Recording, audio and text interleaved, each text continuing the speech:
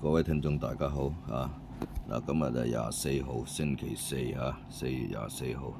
咁今晚呢就有幾場波俾大家參考下嘅。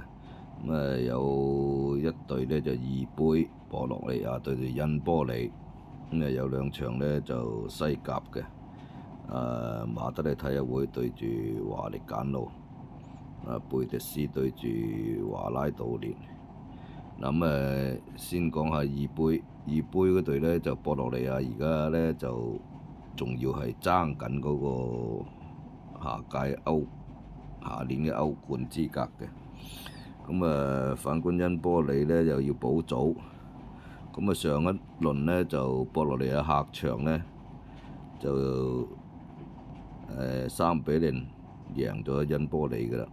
睇下有冇戰意，今場喺主場會唔會係收起啲主力，派啲副選上陣。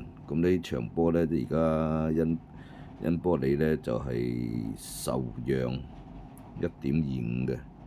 我今晚睇好恩波里，或者可能輸唔到兩球俾博洛尼亞。另外一場呢，就馬體會對住華力簡奴。馬體會而家呢就嗰個歐聯資格呢就比較穩陣㗎啦。華力簡奴呢就要理論上數字上都仲可以爭歐會杯嘅。但係而家中游，睇下馬體會會唔會贏得到華力簡奴兩球啦。我睇好少少馬體會最少有一球小勝華力簡奴嘅。另外一場呢，就貝迪斯對住華拉道列。貝迪斯呢，就而家呢就要爭緊嗰個下屆嘅歐冠資格。